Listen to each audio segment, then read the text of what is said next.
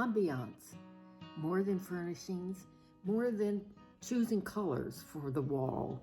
Ambiance, an atmosphere creating a character reflecting MVUU values.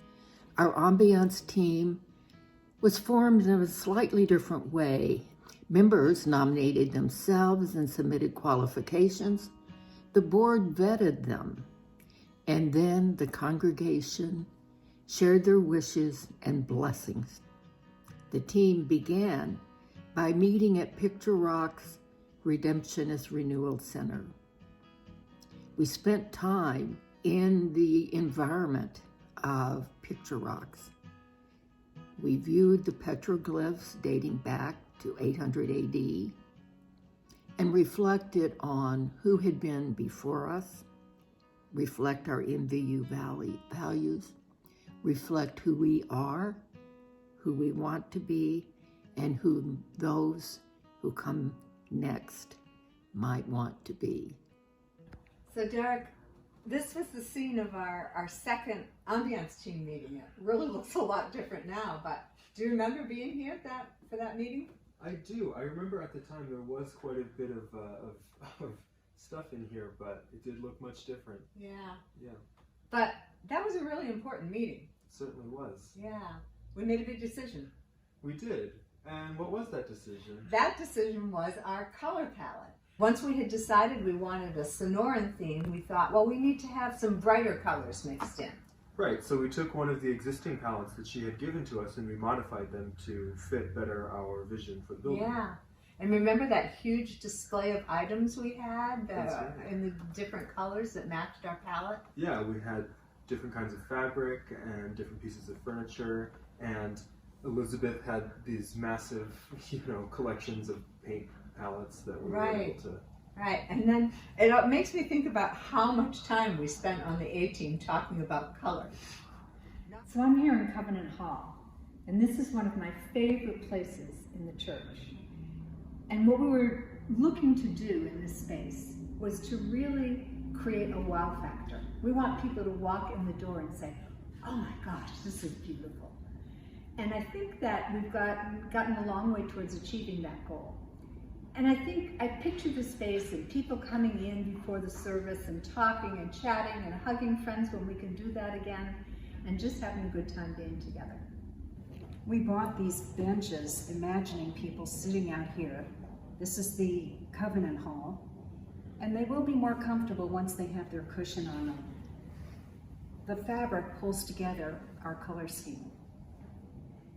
And after the service, I envision the Oasis room filled with people engrossed in conversation, enjoying each other's company in person finally, and we'll have our new coffee pots. So I'm here in the sanctuary, and of course this is our most important gathering space in this church for our Sunday service. But I like to think beyond that. And when I think about this space, music is what comes to mind. We could have concerts here. This stage is big enough for a small chamber orchestra, and we have a wonderful piano. We could have open mic nights here where we invite in people from the neighborhood to share their talents with us.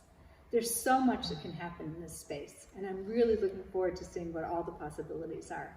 I was asked to speak about the process of developing the sconces that we have here in the sanctuary. And one night I had a vision that said, what if we did something that we commissioned and we made it so that the sconces were the flaming chalice that was a symbol of our church. And so then I brought that vision to the group, and Elizabeth was able to take me up on that vision and get excited about it and take it to Scott. Scott had these wonderful fixtures that go inside the sconces that you can't see from here that hold actually 3 of the flickering LED bulbs that allowed it to get us enough intensity that you can see the flame of the flaming chalice here.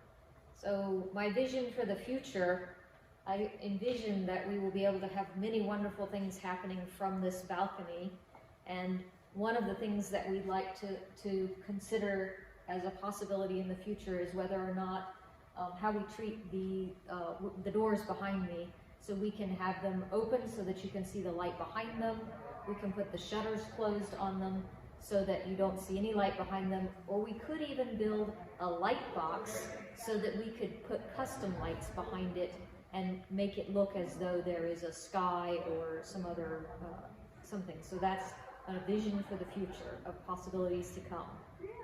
So Elizabeth, I'm remembering from very early on, this tile staircase was something that I really wanted to incorporate into our design. I remember right at the beginning of our work, posting pictures on Pinterest. Of this very tile. With that very tile.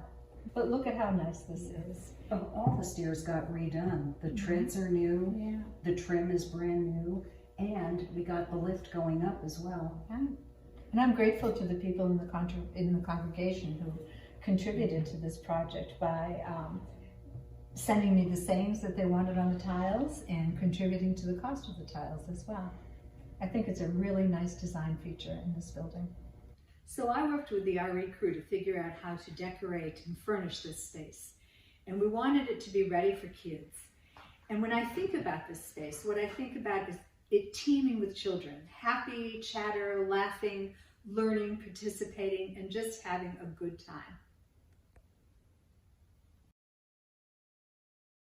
When I joined, it was with the idea that I wanted to make some art that had more of a UU specific significance, because I've done art in the past that is sort of based on religious allegories. Those 3 paintings that I have, that I'm giving MVUU on, long-term loan or whatever we're doing here, San Juan de las Boquillas y Nogales. So that is the tapestry. St. John of the Little Mouths and Walnuts.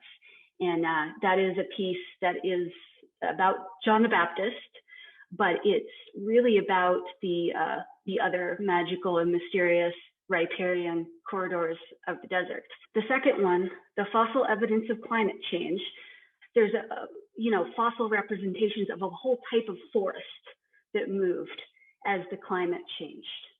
The painting is my attempt to relate that to the story of the Garden of Eden and how, the narrative of how Adam and Eve, things were fine and they were unchanging and they wanted to know things, and therefore they caused change, which led to pain, but also growth. Right. The last one is called introspection. I would paint layers and then I would scratch off the top layer to reveal something underneath. And so that is reminiscent of scars that damage the external surface, but reveal luminous beauty and color beneath. And so it's about being trapped and free at the same time. The patio was about ready to be poured. They were going to take away the bricks that were already here in the patio and throw them away in the dumpster. I couldn't let it happen. I didn't know what I wanted to use them for, but I carried them out, half of them, before saying, this is it, I can't do anymore. Still not knowing how they'd be used. Yeah, and so then I came later that day and I moved the rest of the bricks. Some of them did not make the journey. There was an idea of a little conversation pit, a wonderful place to have some contemplative thinking, and we had all these extra bricks. So in this space, we created a beautiful little patio out of pre-existing materials. So here we are in the patio, and to me this space has endless possibilities.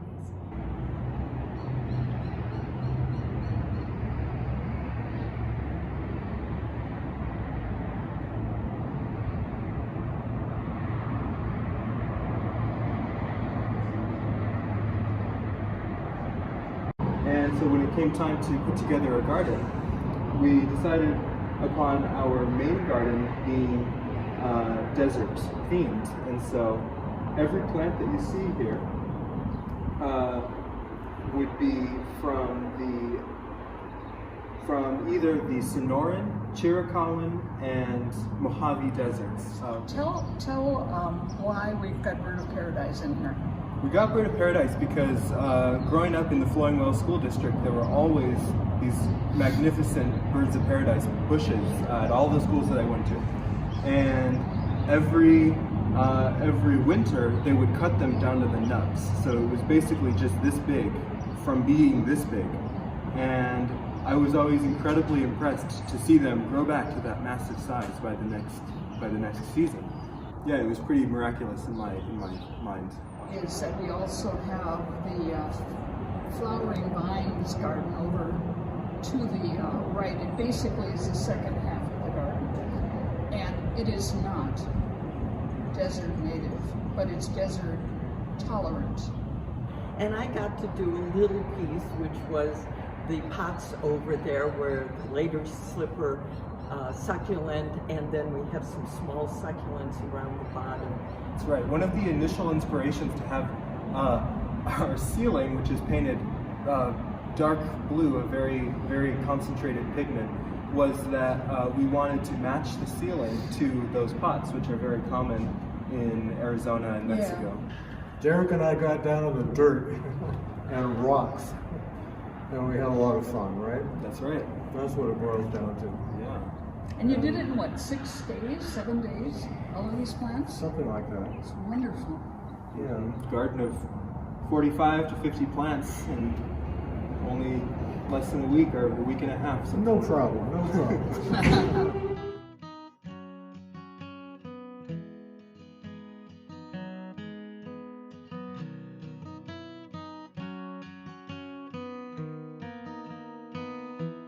The pictures on the rock tell a story. The story of a people who walked this land long ago. How will we tell our story? How will we make our new home? We must honor this precious land. We must honor those who came before us. We must honor the water that sustains us. We must honor the cycles of desert life. We are all worthy of love and justice. We all seek deeper truth and meaning. We all need peace and liberty. We all have a responsibility to find a way that meets the needs of our community while honoring the past.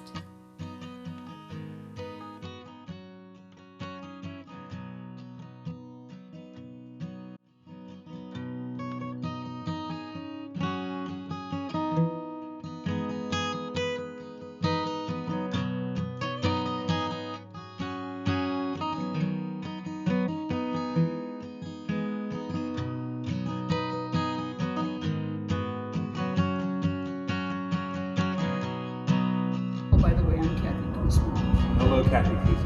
Hey, Derek and Tours. It's been fun to work with you.